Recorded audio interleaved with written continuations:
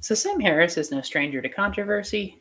Um, he's recently um, uh, become the lightning rod of controversy again uh, in his comments regarding um, the Israeli-Palestine conflict. Um, I want to play this clip a from his YouTube channel, which is from I think a most recent podcast of his, and then just sort of talk about it one point at a time. This will be a little longer video than usual, but I think it's important. Now, Hamas is a jihadist organization. In my view, that's all we need to know about it. The question of how it got that way is fundamentally uninteresting. So this is, I guess, contention number one, or criticism number one, and that is Sam Harris is just fundamentally uninterested in history. And like, that's fine as like a personal trait. Nobody's interested in everything, but like when you're giving when you're giving geopolitical commentary and when you're morally criticizing what's going on in the public sphere, it pays to have some history. It pays to, know why the world is the way it is, like what the steps were, what the causal links and chains were to get to where we are now.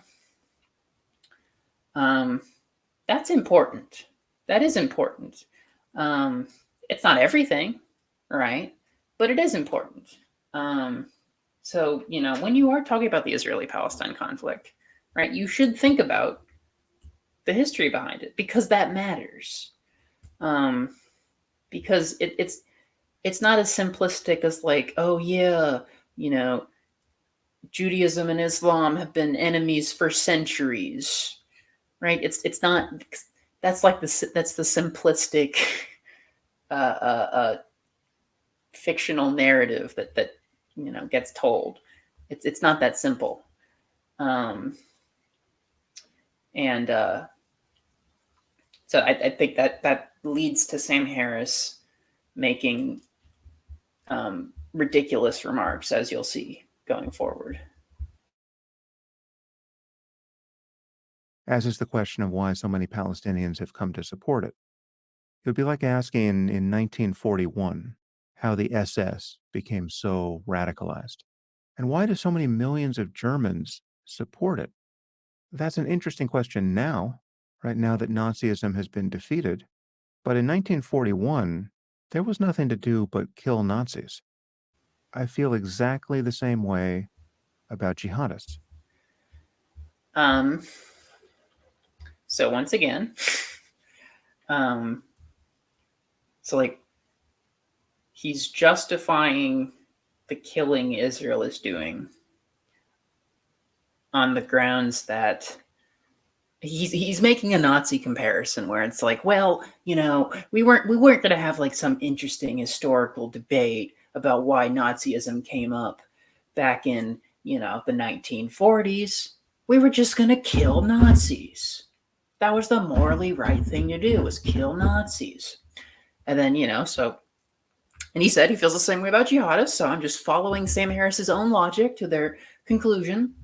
We shouldn't be asking ourselves why, the situation between Israel and Palestine is the way it is now. We shouldn't be asking ourselves why so many Palestinians support Hamas. And side note, many Palestinians don't support Hamas, but that conversation always gets it's sidelined.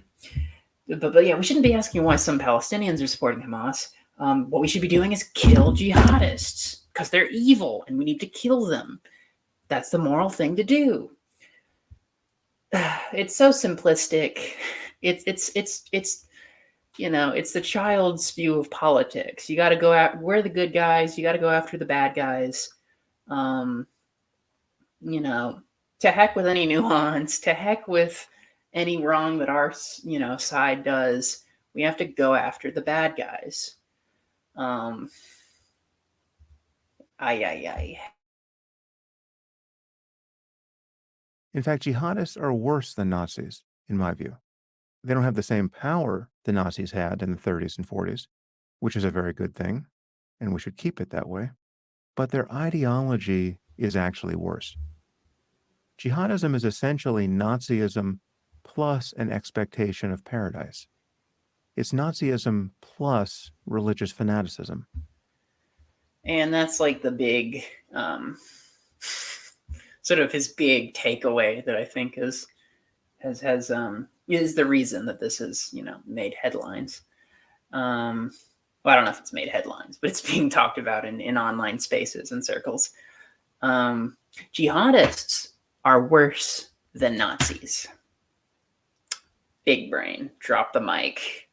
And then he says, well, it's because, they're like Nazis plus religious fanaticism. No.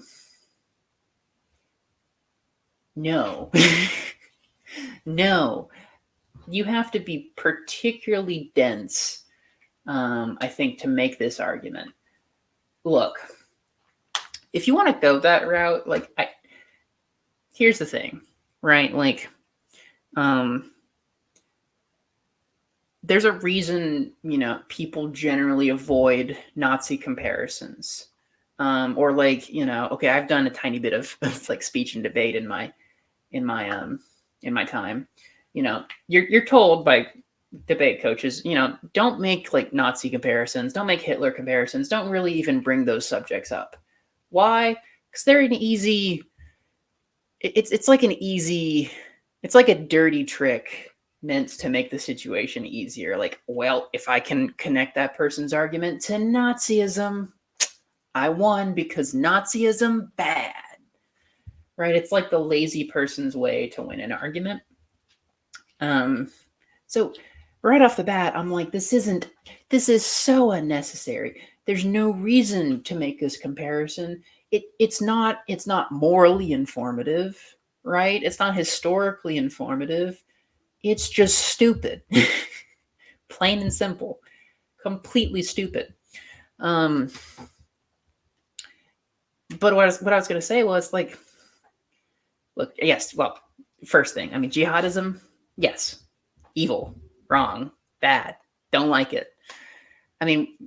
Congratulations. Congratulations on disliking and criticizing jihadism. That's it takes so much courage in this day and age to say that you don't like jihadists and you don't like Islamic terrorism. That's point number one. Point number two, I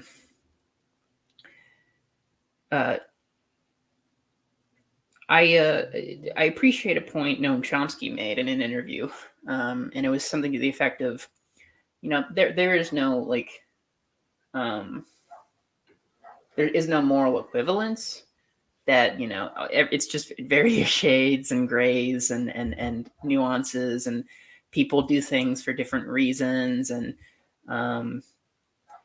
there's different factors leading up to different decisions, and there's people use different methods, right? So now he doesn't bring up moral equivalence. He's saying one group is worse than the other, but I only bring that up to say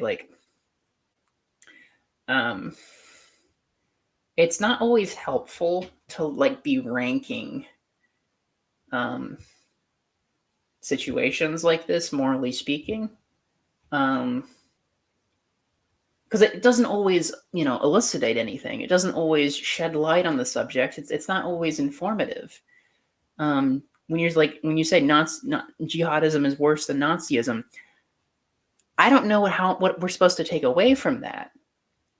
I understand that the overall arch of this argument is we should support Israel. Supporting Israel is the moral thing to do in his view, but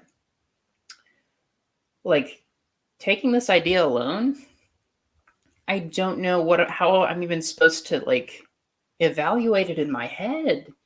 Again, the Nazi Party and then Islamic terrorism. Again, we could say they're both evil, right? And they both cause a harm. But I mean, these are just two very, very different groups, and this comparison, it doesn't make any sense. I don't see any connection at all, except very bare minimum connections that I mentioned, and Harris trying to score points, dunk on the liberals, show what a edgy, rationalist he is, standing up to the woke mob who won't criticize radical Islam. And then another thing, if we're gonna make the Nazi comparison, then you're doing it on the wrong side.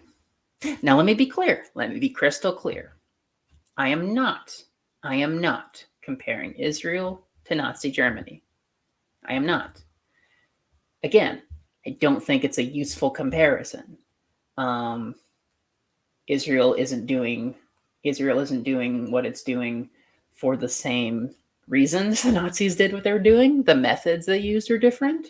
The context of the actions are different, right? So I'm not going to make those comparisons because it's not helpful. It's not insightful. It's just provocative, right? It's just something to say to shake things up. But if we're going to go down that rabbit hole, right, you just have to look at the numbers. So this is from Al Jazeera. Latest death toll stands at 34,094 Palestinians and 1,139 people killed in Israel since October 7th. Let me read that again. 34,094 Palestinian deaths versus 1,134 Israeli deaths. Then it says, here's the latest casualty figures as of April 12th at 2:30 p.m. in Gaza.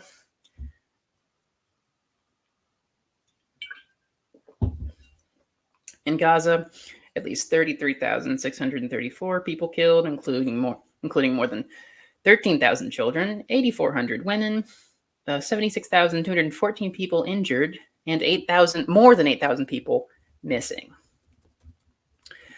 And this is in the occupied West Bank. At least 460 people, including more than 117 children, and more than 4,750 people have been injured. This is in Israel.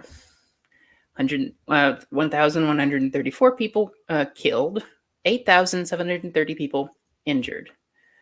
And then it goes on. But if you're going to make the comparison, you have to say that Israel is more similar to the Nazis. The Israeli government is more similar to the Nazis than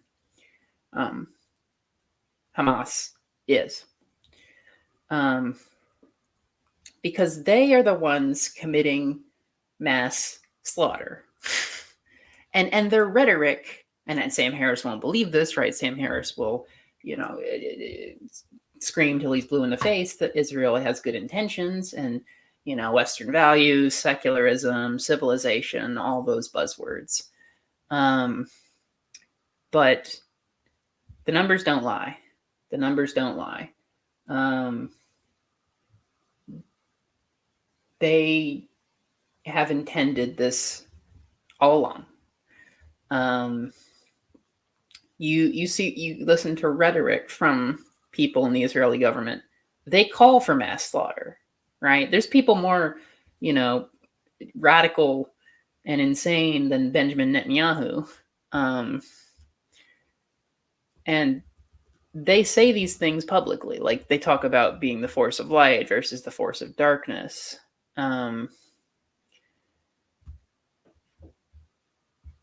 you just have to listen to the rhetoric of Israeli officials.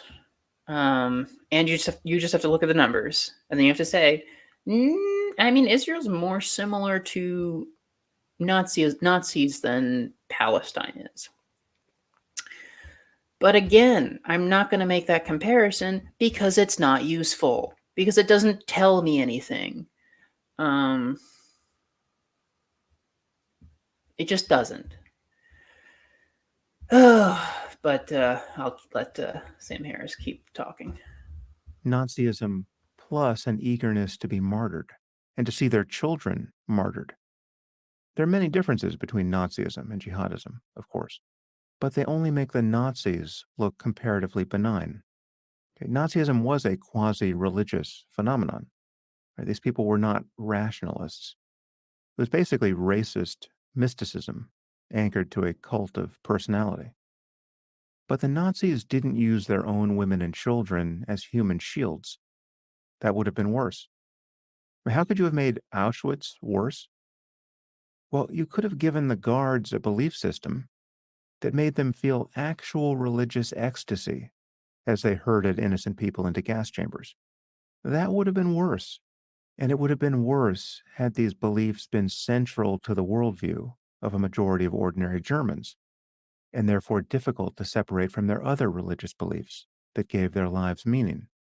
Right? That would have been worse than what Nazism actually was. And that would have made it harder to purge from German society after we had killed a sufficient number of committed Nazis. As I've made clear many times before, my support for Israel in this conflict is not born of my identity as a Jew. It's not born of my attachment to the religion of Judaism, of which I have none. And while the eruption of global anti-Semitism in response to October 7th has changed my sense of the vulnerability of Jews everywhere, my support for Israel in this war isn't due to a special focus on the problem of anti-Semitism or a special connection to Israel as a country. It's born of a special connection to civilization, to the norms of open societies, to individual rights and freedom of thought, and to secularism and rationality and basic decency. That is, to everything that jihadists seek to destroy.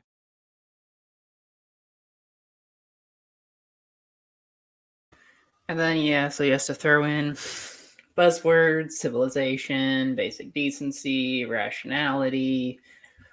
What else did he say? Secularism. Throw in those buzzwords.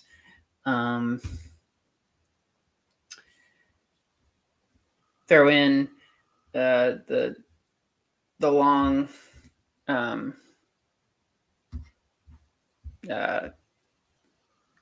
never mind. I was going to say something else. So yeah, I mean, Sam Harris, a new L, a new major L. I mean, I think his views on Palestine, his views on Israel have been bad for a long time, so I don't think this is new. The way he's expressing himself is new. And like I said, this is just provocative. And I mean, how can you believe Israel is fighting for rationality, secularism, common decency? How?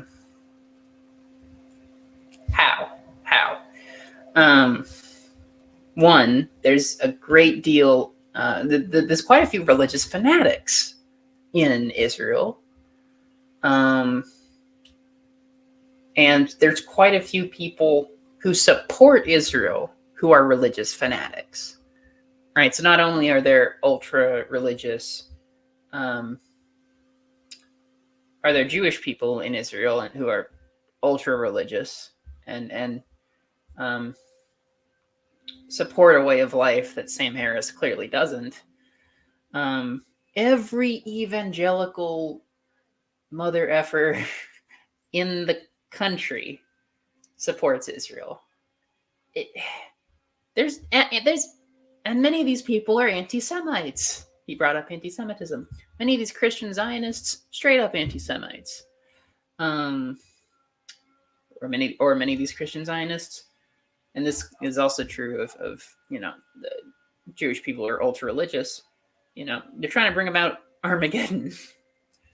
And they're undermining the so-called, values that Sam Harris is fighting for, but he's throwing in his lot with Israel. Strange bedfellows there, Sam, if I don't say so myself. But the mass civilian death rate, it's not common decency or rationality or secularism.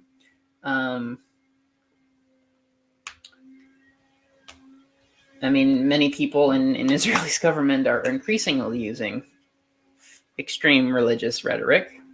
That hair in my mouth, sorry. I don't get it. I don't get it. I guess maybe this is just Sam Harris's true colors all along. Maybe I was deceived. I don't know. But he is just so off base that it's embarrassing. I don't even have words anymore. I've been talking for 20 minutes and my throat's kind of sore, so I guess I'll leave it there. But yeah, so no, Sam, jihadism is not worse than Nazism. Stop making the comparison. Stop embarrassing yourself. Shame on you. Actually learn some history. Actually learn some, basic ethics, and actually truly think about the kind of country you're supporting, and think about the kind of people that are also supporting this country that you're also supporting. Think about all of that, and only then do I want to hear anything out of your mouth about Israel, or about Hamas, and jihadism again.